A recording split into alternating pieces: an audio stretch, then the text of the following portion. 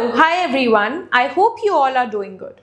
So till now we have already covered the basics of reading comprehension. Along with that, we have already solved a lot of passages. We have also solved subject specific passages and the passages which contained some questions related to a particular topic. All that has already been covered. So today I am moving ahead with the same spree and I am going to solve a few passages related to governance. Now, talking about governance, kahan pe ye important hai? Not only in the English section but also in the legal section, and sometimes in the logical reasoning section also you might get a passage which is related to government, its policies and the implications of those policies.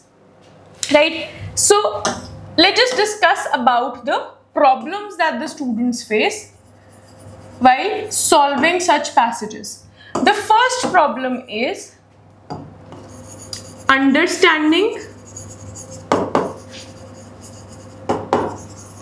the key concepts. Right? Because most of the times the terminology is such, the procedure is such which requires a prior understanding of how something is done. Right? Another thing, the jargons which are used. Right? Then, sometimes some paragraphs they contain references which are not relatable.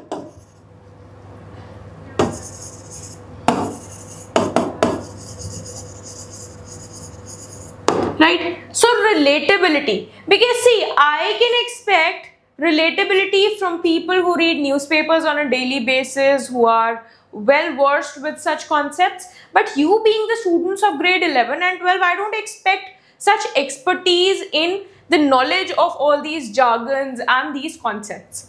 Right? Now, what will be the solution or the do's of such passages? First thing first, you should always understand कि जब भी आप governance से related passages पढ़ रहे हो, you should understand in which context are they talking about.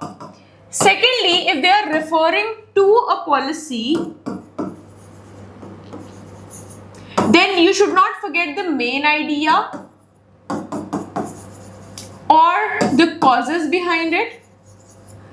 Another thing, whenever you're reading, just highlight three things: main idea, the implications if given, and separate the examples.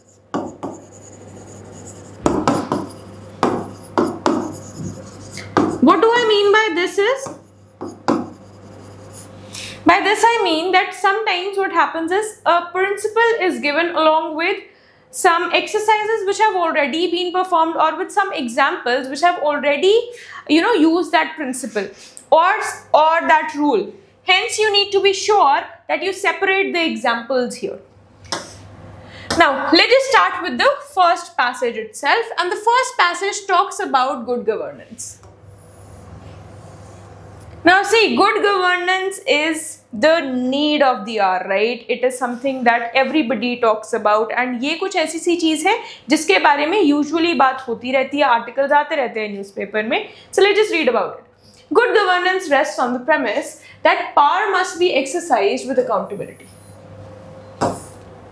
The foundation of democracy is not merely the act of electing representatives, but ensuring that those representatives act in the public interest. In many developing nations, governance mechanisms often crumble because of a lack of transparency and excessive bureaucratic discretions.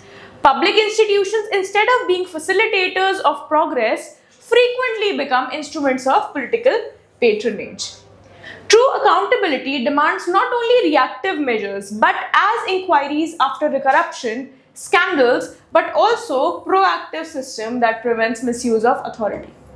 Countries like New Zealand and Denmark consistently rank high on governance indices because they institutionalize ethical conduct, not because they react swiftly when corruption occurs. Governance in this sense is preventive rather than punitive. Now, what is the meaning of punitive? Punitive means punishment driven, right? Now, however, the citizen's role in governance is equally vital. When people view governance as a distant administrative process, they weaken their own democratic agency. Civic participation through public consultation, feedback mechanisms, and digital transparency tools can ensure the governance does not remain the monopoly of the powerful few. The rise of right to information movements across the world illustrates this empowerment. It transforms the citizens from a passive recipient of services into an active stakeholder in decision making. So this is all about good governance. That what exactly is good governance and how do different aspects, they change it now, yet or affect it. Yet good governance yet means something opposite is being talked about, yet good governance is not achieved merely through laws and technology. It requires a moral climate when integrity is valued and rewarded. Without ethical leadership, even the most sophisticated accountability frameworks are rendered meaningless. Governance ultimately is the art of aligning institutional responsibility with moral purposes. So this is somewhere we get that this is what they are trying to say in the entire passage. Now, the passage primarily argues that good governance is based on what? Now, this is a direct fact-based passage which has been spread over the different paragraphs.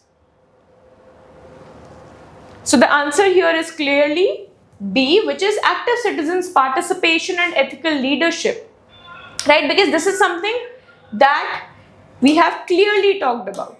Then the author's tone in the passage can be best described at cynical, analytical and reformist, indifferent, detached and celebratory and optimistic.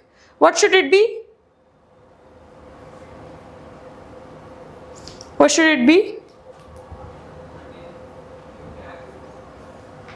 It should be B, which is analytical and reformist, because he's trying to analyze good governance and he's trying to make a change into it, right? And he's giving us reasons as to how we can make change into it or how we can reform it, right? I hope this is clear. Now, moving ahead to which of the following assumptions underlies the author's argument. Now, which of the following assumptions? What are assumptions? We already know something which is not stated. Something which is not stated and which is there, right? So let's just go through it. Citizens are often unaware of their democratic rights. Corruption is inevitable in all political systems. Nowhere has he said that it is inevitable. Then, ethics can be imposed by law, right? Accountability is only necessary. Only is again an extreme word, hence this is also not the correct answer. So the correct answer is A here, which is not stated, but this is what he assumes.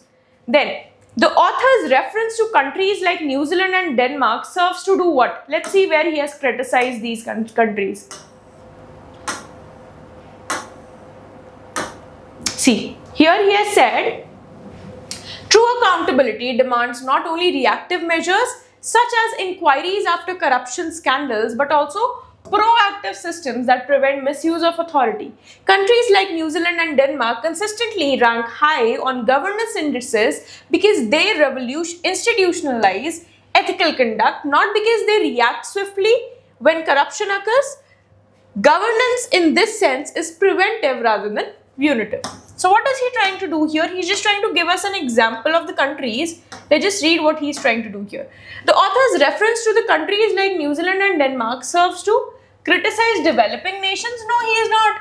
Show that corruption cannot be eradicated. He is not saying that the corruption cannot be eradicated. He is just giving examples. So providing examples of preventive governance practices. This is what he is doing. Arguing that Western democracies are superior. No, he is not arguing the same. Hence, the answer is C. Then let's just move ahead to the next one, the central message of the passage. What is this? The main idea.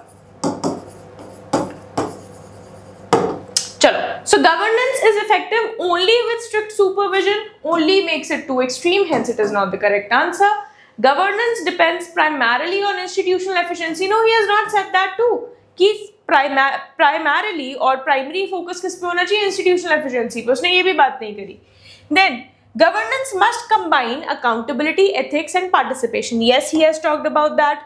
Then governance should remain free from citizen involvement. No, he is not saying that too. Hence, the answer is C.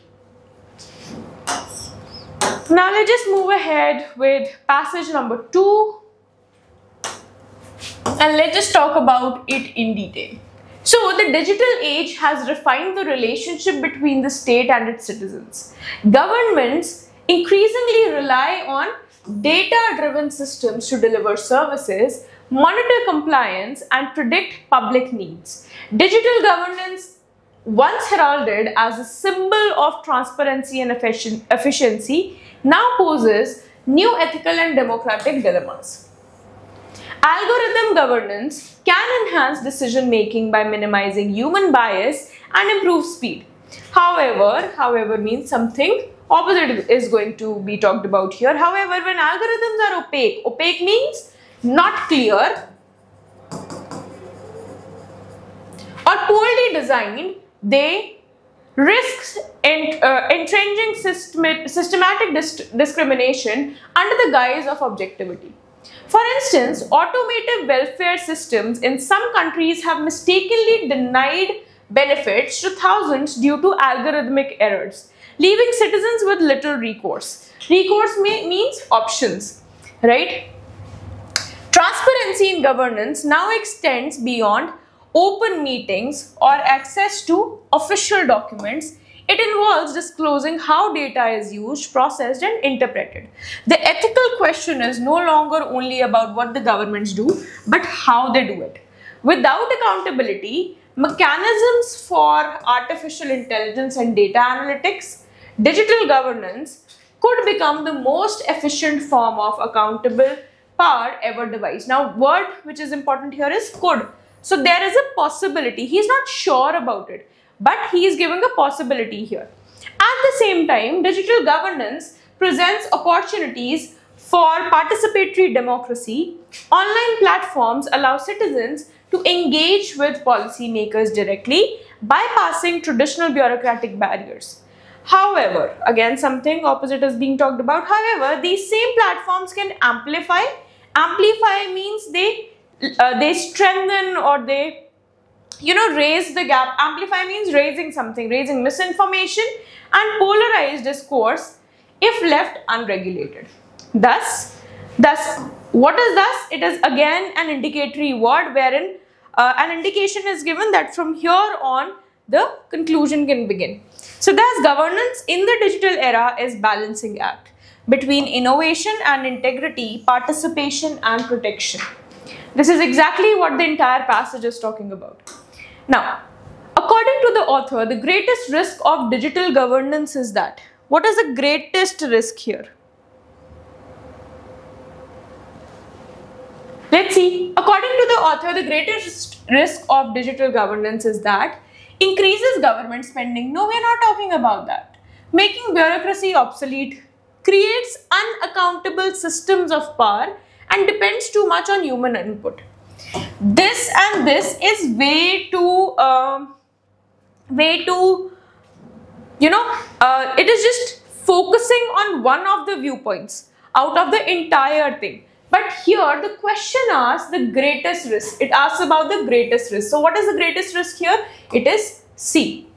Right? Now, the phrase most efficient form of accountable power implies that.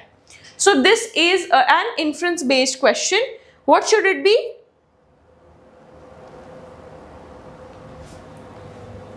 Technology can make corruption invisible. Most efficient form of unaccountable power. Unaccountable means that something negative should be the answer. Let's just see the options. Efficiency guarantees ethical outcomes. Something positive cannot be the answer here. right? Something negative will be the answer.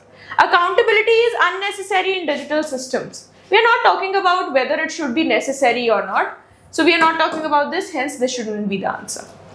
The citizens benefit from efficient data systems. We are not talking about how they benefit from it. Hence the answer here is technology can make corruption invisible. Right? Then, which of the following best captures the author's attitude towards digital governance? What should be the answer?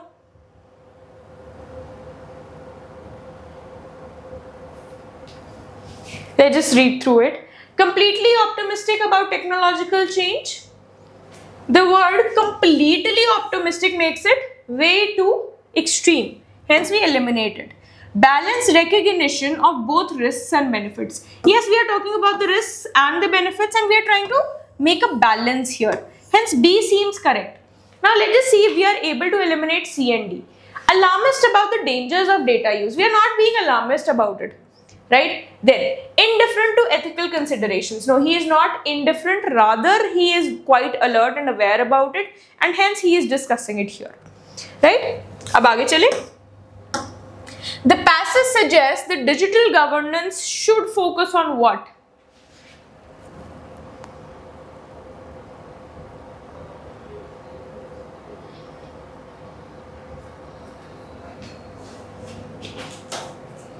Enhancing surveillance for citizen compliance? No.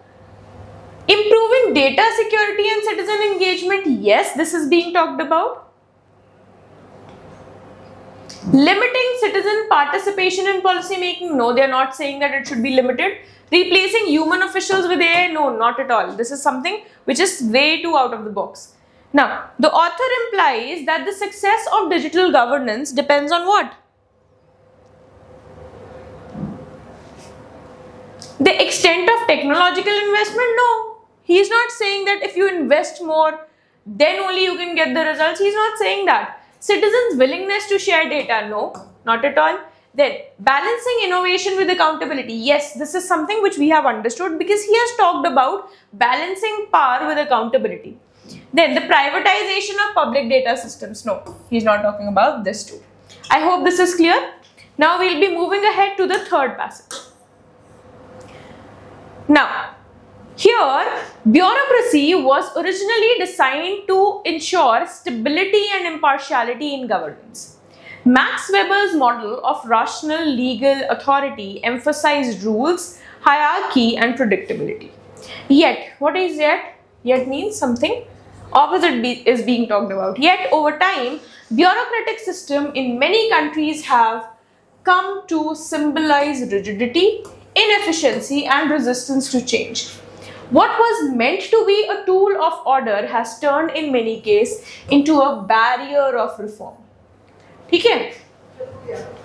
Bureaucratic system जिसको हमने basically use करना था किसी positive के लिए, it has turned out to be rigid, inefficient, and it has turned out to be resistant to change. ठीक है? Now, what was meant to be a tool of order has turned in many cases into a barrier of reform. Bureaucratic inertia, the tendency, what is bureaucratic inertia? It has been defined here. The tendency of administrative systems to resist change. Ki bhai, they are not ready to change. This is what they are talking about. Stems from structural as well as psychological factors. Rules, while essential for consistency, often become self-serving. Procedures replace purposes, and compliance overshadows creativity. Officials fearing accountability or loss of control may prefer adhering to outdated rules rather than embracing innovation. However, again, something which is contrary is being talked about after this. However, the problem is not bureaucracy per se, but the absence of adaptive governance. Dynamic bureaucracies can coexist with innovation. Here the word is can coexist. So again, there is a possibility. This is not a surety, but a possibility. Can coexist with innovation if systems encourage flexibility and reward initiative. The concept of new public management introduced in the late 20th century aim address this by infusing private sector efficiency into public systems.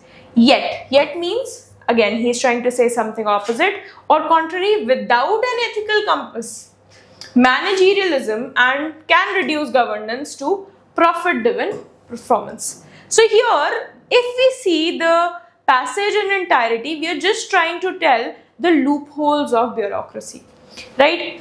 And this is what the entire passage is talked about, right? Now, we move ahead to the challenge of modern governance, therefore, lies in reimagining. Therefore means, the conclusion lies in reimagining bureaucracy as a responsive learning institution. This requires a shift from rule-based compliance to outcome-based accountability.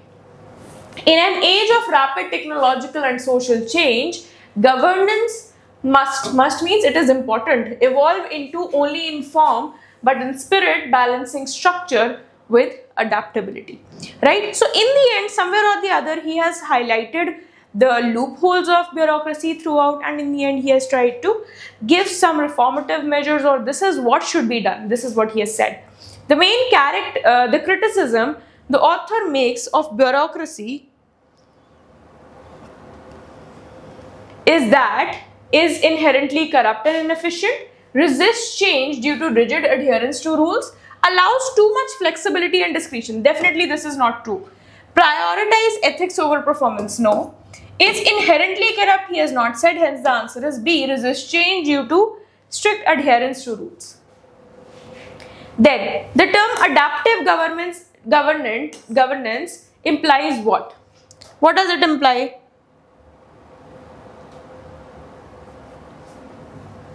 Eliminate bureaucracy altogether? No. Is flexible and responsive to changing needs. Focuses solely on private sector? No. Avoids any form of accountability? No. Hence the answer is B here. It is a direct fact-based question. Then the tone of the passage can be best described as what? What is the tone of the passage?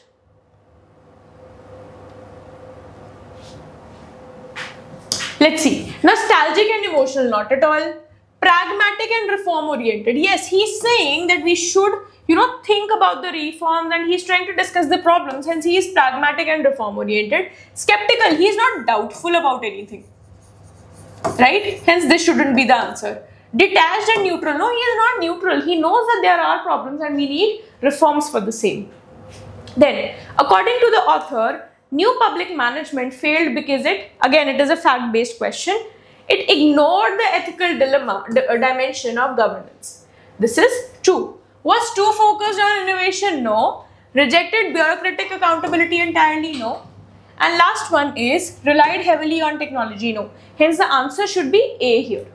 I hope this much is clear. Then, moving ahead to the fifth one. The central idea of the passage is that governance reforms require abolishing bureaucracies entirely. He has never said that bureaucracy should be established at all. Then, adopting corporate models in government? No, he is not advocating that too. Creating adaptive and ethical administrative systems? Yes, he has talked about it, but he has never talked about stricter compliance with existing procedures. So, hence the answer is C. Now we move ahead to the fourth passage. Democracy cannot flourish if decision making is concentrated in the hands of a few. Decentralization, that is transferring. Now, all those who don't know the meaning of decentralization, transferring powers from central authorities to local bodies emerges as the cornerstone of participatory governance. Again, an important term here. When citizens are directly involved in governance through local institutions such as panchayats and municipalities, governance becomes both inclusive and responsive. India's 73rd and 74th constitutional amendment sought to institutionalize this vision by empowering local governments. However, in practice, decentralization has been uneven. This is the problem that he has started to discuss. Now, many state governments retain control over finances and administrative appointments, leaving local bodies with limited autonomy. This creates a paradox. Paradox means a complex situation wherein the institutions exist but their capacity to govern remains restricted. Though there are institutions, but उनकी parts जो हैं वो restricted है. Now, decentralization is not merely administrative reform; it is a cultural transformation. It demands the local citizens see themselves as co-governors rather than beneficiaries of state largesses. Then, genuine decentralization, therefore, cannot succeed without civic education and political will. Moreover means in addition to the thought which is already going on. Local governance strengthens democracy not just by dispersing power but by contextualizing policy. Dispersing means spreading power, but conceptualizing policy. Local government understand ground realities of better than the distant bureaucracies. Whether this is sanitation, education, or welfare delivery, decisions made close to the people tend to be more relevant and sustainable. Yet decentralization also carries risks. Local elites can capture institutions, perpetuating inequality rather than reducing it. The success of decentralization thus depends not only on constitutional provisions but on ethical leadership and active citizen vigilance. So this is the reform that he has given. He is saying that not only the constitutional provisions can be enough to do something in this case, but also the people have to be vigilant. Also the leadership should be such जो vigilant हो, साथ ही साथ में ethical हो, ethical practices follow करती हो. Now let's just come to the questions. The primary argument of the passage is that decentralization is mainly an economic reform, can only succeed with autonomy and civic participation, has failed completely in India and works best under central provision. So decentralization works best under central provision. ये कहीं नहीं कहा उसने. Has failed completely in India. He has not said that. Can only succeed with autonomy and civic participation. Yes, he has said that. Is mainly on economic reforms. No, he is not talking about only economic reforms. Right? Now we move ahead to the tone of the author as is best described here. What is the tone of the author?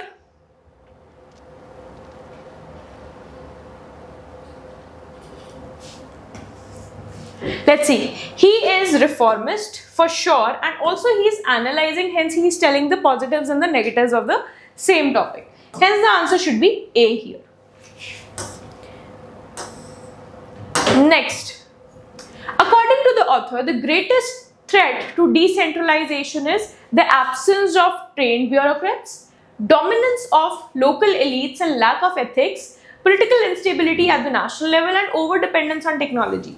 See, over-dependence on technology and these two seem to be way too far-fetched, and the first one is not incorrect. Hence, the only answer left with us is B. Next, the author's reference to cultural transformation implies that decentralization requires a change in citizens' attitude towards governance, new constitutional amendments, abolition of state-level governments, and reduction in the number of local bodies. देखो last वाले दो तो नहीं है, because in the last paragraph he has advocated and he was in favor of local governments. So we are left with two options. First, a change in citizens' attitude towards governance. Yes, he has said that. But new constitutional amendments, no, he has not talked about it. Right? Hence the answer should be A. Now, the central idea of the passage is that local governance cannot function without civic empowerment, which is correct. Decentralization leads to corruption. No. Decentralization weakens democracy, and local governance is irrelevant in modern politics. No, he has not talked about all these 3 points as well. Right? So, with this we have come to the end of the class, and these were all the extra passages which need be I will be solving, but as of now I will be ending the class here, and I hope the class was quite clear to you. If you have any doubts, you can comment down in the comment section below, and I will be solving those doubts for you, and I will be catering to your queries. So with this, I'll end the class and I'll see you in the next class. Thank you.